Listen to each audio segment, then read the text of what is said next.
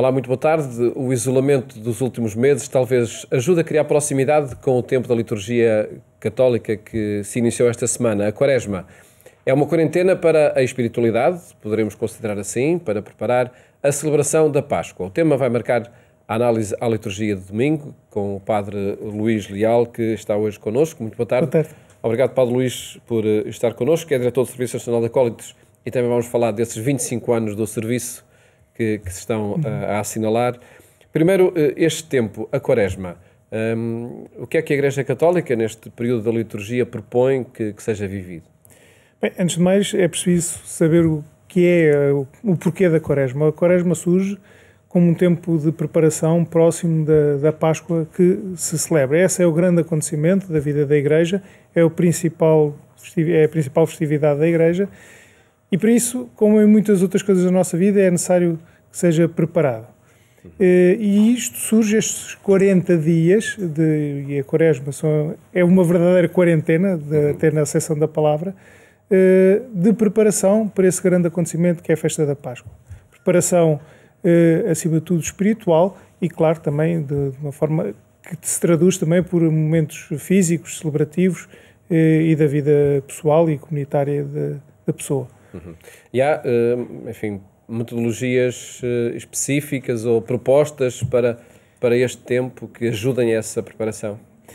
A Quaresma assenta, este tempo de preparação assenta em 3 grandes pilares: saber, o jejum, a esmola e a oração. E estes grandes pilares deve ser aquilo que deve acompanhar todas as atividades deste tempo da Quaresma.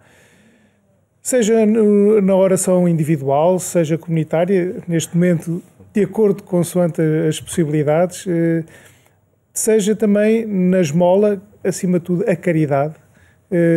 Não é só apenas deixar a moeda, descarregar a moeda junto do pedinte, mas é atos de caridade, ou seja, da expressão do amor de Deus.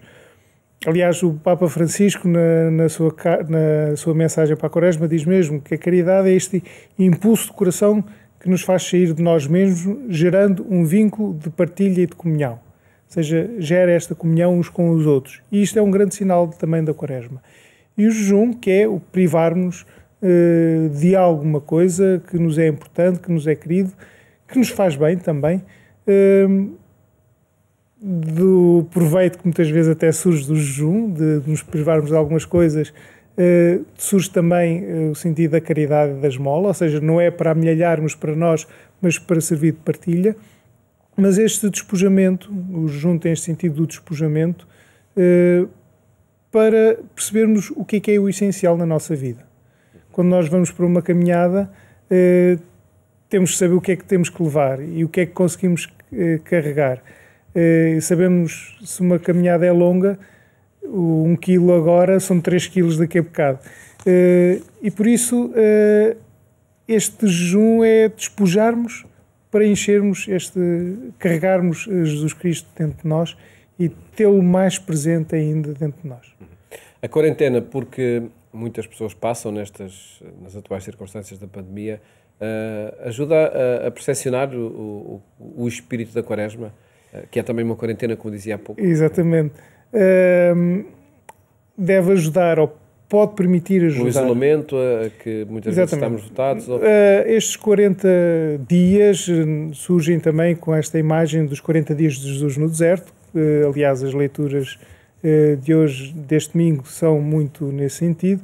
Os 40 dias no deserto, os 40 dias do dilúvio, os 40 anos do povo de Deus que atravessa o deserto para a terra prometida. Por isso este 40 tem este sentido de isolamento. Do afastarmos. Na pandemia são só 14, não é? Na pandemia, nesta. São só 14. Sim. Nós somos chamados a viver isto como entrega. Seja os que estão doentes, sejam os que estão em isolamento necessário, seja toda a sociedade que é convidada ou indicada para estar em recolhimento e isolamento, pode nos permitir aproveitarmos este tempo para recolhimento interior também, para aproveitarmos também para pararmos um pouco no nosso dia-a-dia e pensarmos o que estamos aqui a fazer, como é que eu posso aproveitar isto, mesmo sem ser apenas no fazer coisas, mas calhar, por exemplo, na oração. E para um cristão isso é algo que pode fazer muito. Rezar por todos aqueles que sofrem os efeitos diretos da pandemia, seja na doença, por Covid-19, seja as outras doenças todas, seja aqueles que estão nas linhas da frente, sejam todos aqueles que sofrem diretamente também no desemprego ou noutras circunstâncias. Para além de outras ajudas que possamos dar, esta ajuda da oração é fundamental também. E nós, enfim, poderíamos falar muito mais ainda sobre este tempo da Quaresma, que de facto até à Páscoa, e muitas propostas, felizmente, vamos conhecendo também, que decorrem da pandemia e do isolamento. Os meios das redes sociais estão, não digo atulhados, mas estão cheios, têm muitas sugestões e muito boas sugestões, e acho que será uma boa ocasião também para aproveitarmos. Viver não na comunidade, porque por enquanto não é possível, mas nessas comunidades virtuais... Numa comunidade de outra forma. Exatamente, sim. Exatamente. Falemos agora do Serviço Nacional de Acólitos e das celebrações dos 25 anos deste serviço, que é ao longo deste ano de 2021 que estão... Nós estamos a celebrar a 20ª, com mais propriedade, a 25ª Peregrinação Nacional de Acólitos. Esta peregrinação nasce com os acólitos do Santuário de Fátima, que desejaram agregar até si acólitos de outras dioceses também, e ao ver-se essa importância, então começou-se a fazer esta peregrinação, já não a partir dos acólitos do Santuário de Fátima, mas eles entregaram essa missão ao Secretariado Nacional de Liturgia, da Comissão Episcopal, então Comissão Episcopal de Liturgia, hoje Comissão Episcopal de Liturgia e Espiritualidade, que a partir daí então criou o Serviço Nacional de Acólitos, que estamos para comemorar, para viver este ano com uma série de iniciativas. Antes de mais, a própria peregrinação. Infelizmente ainda não temos a certeza como poderá ser. Vai acontecer, quando mais não seja nos moldes do ano anterior, no ano passado. Vai ser no 1º de maio, não é? Que é no 1º de maio mesmo, dia 1 de maio. Pior, esperemos que não tenha de ser assim tão drástico, será de uma forma também virtual como o ano passado. Ou seja, a partir do Santuário de Fátima, faremos essa peregrinação para todos os acólitos. Senão, mesmo que haja algumas restrições, iremos fazer, com a presença que for possível, essa peregrinação. Até lá, e depois disso também, vamos pondo, claro, de uma forma online, através do nosso Facebook, através do nosso Instagram, também pelo nosso site, várias atividades que procuramos envolver todas as dioceses do país. Em algumas não tem sido fácil esse envolvimento, mas procuramos esse envolvimento.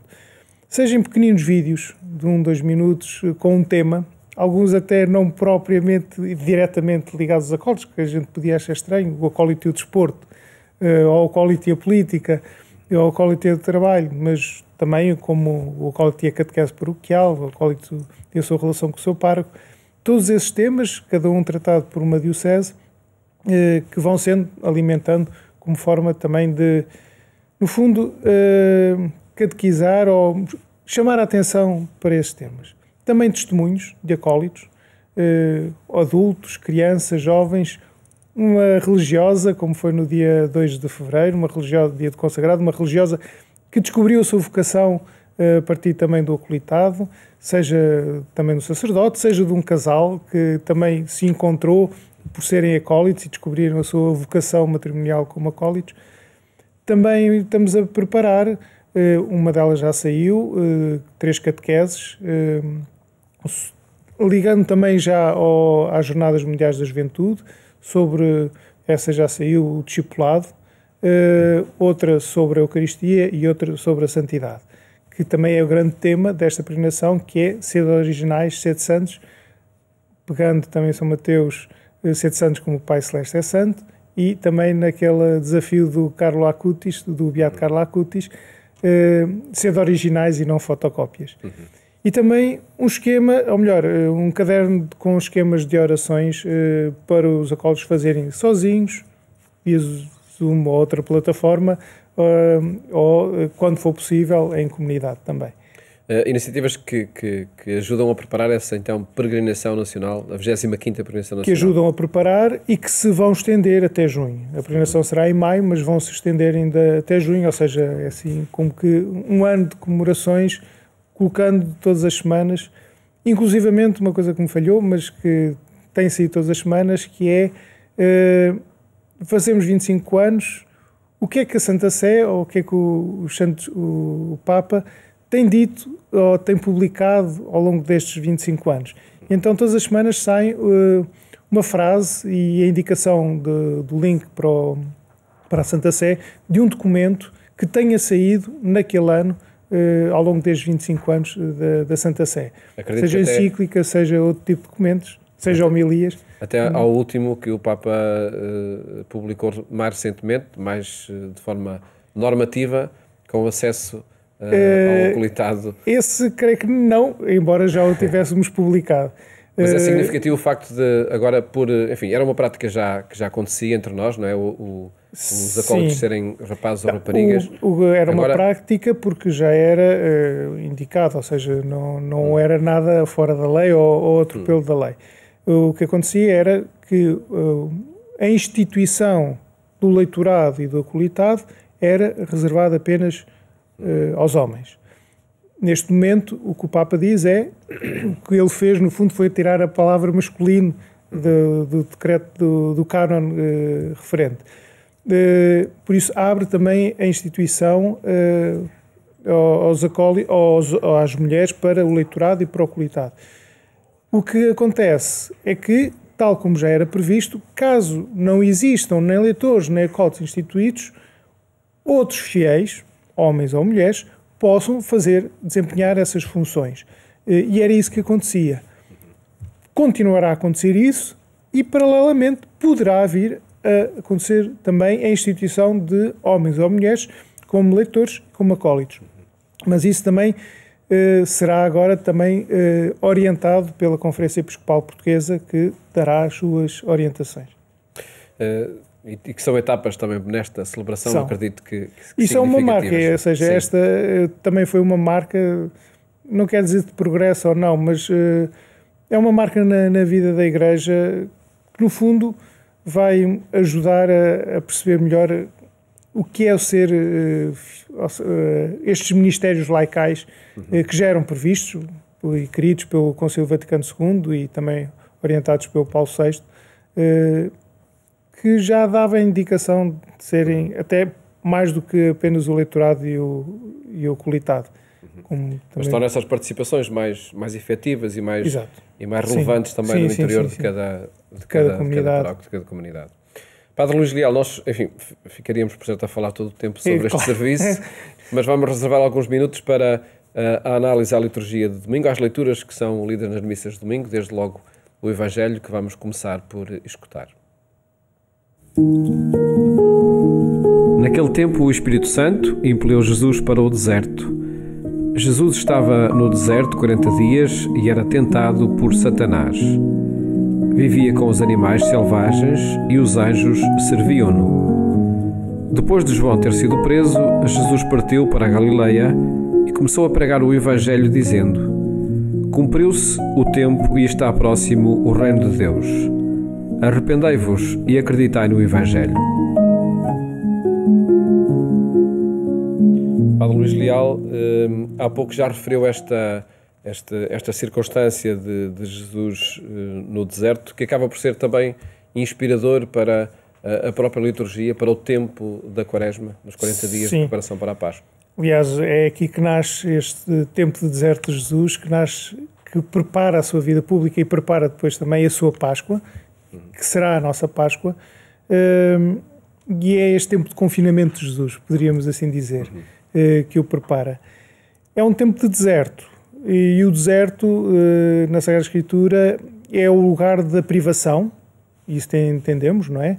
O lugar do jejum, porque no deserto não há alimento, mas, acima de tudo, é o lugar do despojamento, em que temos lá de ter apenas o essencial. Para quê? Para ser o lugar de encontro. E o deserto é sempre o lugar de encontro com Deus. Não temos mais nada. Ou Estamos nós despojados, nós e Deus. E é esse o sentido também da Quaresma, e é esse o sentido deste deserto de Jesus, que o preparou para a sua Páscoa e que nos prepara também, nós, este cumprimento do tempo, como fala o Evangelho, que nos prepara também para a Páscoa que vamos viver. É também um lugar de descoberta do tempo onde devemos adorar. Às vezes estamos muito ligados aos formalismos, mesmo celebrativos, e aqui este tempo de deserto, e também de deserto que estamos a viver na nossa sociedade, poderá ajudar-nos a perceber onde é que temos que adorar verdadeiramente a Deus. Em espírito e em verdade, como ele vai dizer também à Samaritana, ou seja, a partir do nosso coração, sem descurar também a importância da comunidade. Mas muitas vezes precisamos deste tempo também nosso de deserto. Aqui também é um aspecto interessante, que é esta passagem do tempo, ou seja, o tempo de João, que ficou para trás, é o tempo do Antigo Testamento, em que ele vai dizer, vai anunciar, vem aí o reino de Deus, vem aí um novo Evangelho, e Jesus diz, chegou o tempo, é este o Evangelho. Procuremos viver e cumprir este Evangelho. Que centralidade tem essa última frase com que termina esta leitura, arrependei-vos e acreditar no Evangelho, que acaba por ser enfim, uma marca de toda a Quaresma? É a centralidade da vida do cristão, porque o Evangelho é esta boa nova da libertação. É uma nova aliança que Deus faz com os homens. Como vamos ver, já não de uma aliança antiga, mas uma nova aliança que acontece na cruz. E que também nos ajuda a perceber a outra dimensão deste Evangelho, que é as tentações e os anjos que servem. Ou seja, as tentações que vivemos, mesmo neste momento de pandemia, que são muitas, e os anjos que servem, ou seja, ser chamados também à caridade. E o ser cristão implica esta dimensão de, muitas vezes somos tentados, mas temos de ultrapassar e ter esta missão também do serviço. Numa verdadeira Quaresma de caminho de Páscoa, de Evangelho, porque o Evangelho é isto, é a caridade de Deus que nos é dada da nossa libertação, da nossa salvação. E dias seguidos, semanas seguidas ou meses até de confinamento pode levar à exaustão, a fragilidades? São as tentações. São estas tentações do deserto que estamos a viver. Neste Evangelho deste ano não aparece tão descrito as três tentações, mas é estas tentações do alimento, do convívio, do ser mais que os outros, mas que estão aqui presentes e que todos nós, pelo cansaço, pelo mais de 40 dias, não chegaremos aos 40 anos, mas nem aos 40 meses, sim. Mas estes meses todos, claro que ajudam-nos a ter esta dificuldade destas tentações. Há pouco já referiu o tema da primeira leitura, não é? Do livro do Gênesis. Deus disse a Noé que estabeleceria uma aliança com toda a descendência, com todos os seres vivos. Que promessa é esta? Esta é a grande promessa de amor, ou seja, Deus não abandona o seu povo. Deus zangou-se com a humanidade, porque estava extraviada, e então vou como que apagar tudo e fazer tudo de novo. Mas a partir de Noé, não foi um apagar completo, mas foi a partir de Noé que ele fez tudo de novo. Esta nova aliança, esta aliança que Deus faz, que perdura, é uma aliança de fidelidade e de amor. Deus diz, eu já não te abandonarei. E mesmo que te portes mal, te darei um outro remédio. E esse remédio veio depois em Jesus. Por isso é que essa é a antiga aliança. E o arco-íris, que curiosamente é também o grande símbolo, marcado pela pandemia, que ressuscitou um bocadinho o arco-íris como sinal da paz, como sinal de vai ficar bem. Ou seja, este Deus que nos diz, vamos ficar todos bem. E este ficar todos bem não é necessariamente que não vamos ter doenças, não vamos ter problemas. Vamos ficar todos bem em Deus.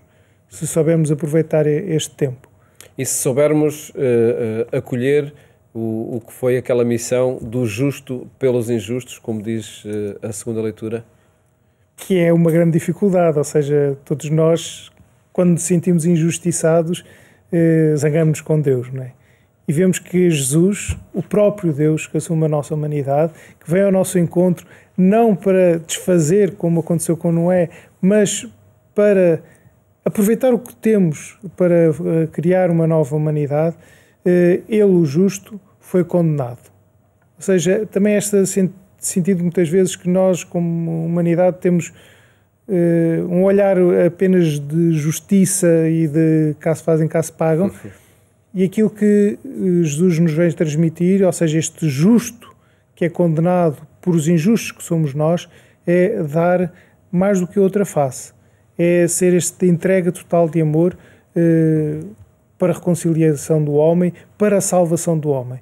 É o grande dilúvio, porque do lado do primeiro dilúvio há água, sinal do batismo, e agora é aquela água que sai do lado de Jesus, do justo, que também nos recria como novas criaturas numa nova humanidade em Deus.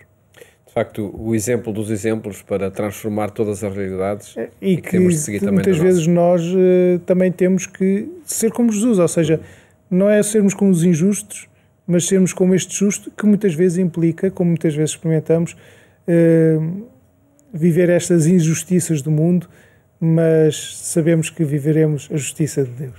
Paulo Luís Leal, agradeço-lhe ter apresentado aqui estas mensagens para o tempo da Quaresma e os desafios que também se colocam diante dos crentes no tempo de preparação para a Páscoa e também a 25ª peregrinação do Serviço Nacional da Católica. Muito obrigado.